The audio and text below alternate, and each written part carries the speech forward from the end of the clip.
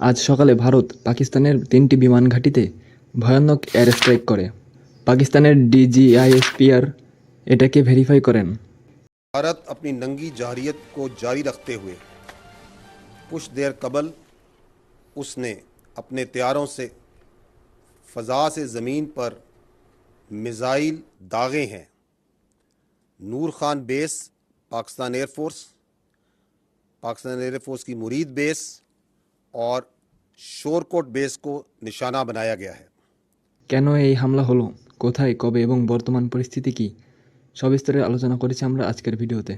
বন্ধুরা, 7ই মে কাশ্মীরের পাহলগামের সন্ত্রাসী হামলার প্রতিশোধ নিতে ভারত পাকিস্তানের বিভিন্ন স্থানে জঙ্গি আস্তানায় হামলা চালায় বলে দাবি করে। পাকিস্তান এটাকে সার্বভৌমত্বের লঙ্ঘন বলে। তারপর থেকে দুটি দেশের মধ্যে পাল্টাপাল্টি ড্রোন ও মিসাইল হামলা চলমান। 9 মে দিবাগত রাতে পাকিস্তান অপারেশন বান-ইয়ান-উন-মারসুস বা অভেদ্য দেওয়াল পরিচালনা করে, যাতে পাকিস্তান ভারতের দিল্লিকে লক্ষ্য করে ফাতহা-2 মিসাইল ছোড়ে, যা ভারতের মিসাইল ডিফেন্স সিস্টেম আকাশেই ধ্বংস করে বলে দাবি করে।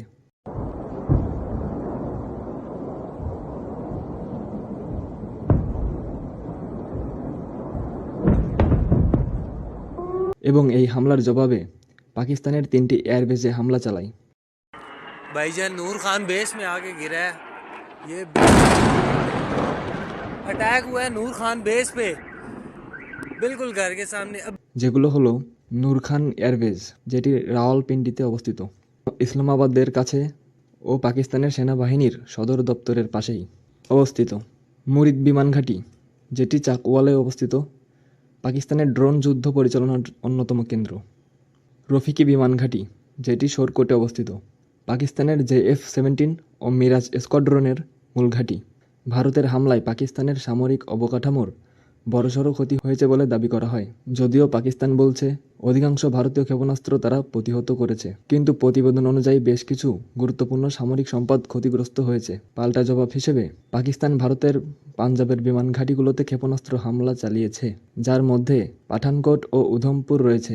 পরিস্থিতি এখন উত্তপ্ত, দুই দেশই উচ্চ সতর্কতায় রয়েছে। পাকিস্তান এই হামলাকে নগ্ন আগ্রাসন বলে অভিহিত করে।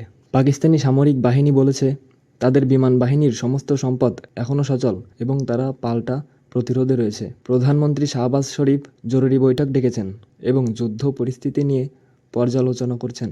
এই সংঘর্ষ ভারত পাকিস্তান সম্পর্কে নতুন মাত্রা যোগ করেছে। আপনাদের কি মনে হয়, কূটনীতির মাধ্যমে কি সমাধান আসবে, নাকি সংঘর্ষ আরও বাড়বে? কমেন্টে জানাতে ভুলবেন না। সঠিক ও নির্ভরযোগ্য খবরের আপডেট পেতে সাবস্ক্রাইব করুন এবং লাইক দিয়ে আমাদের সমর্থন জানান। ধন্যবাদ।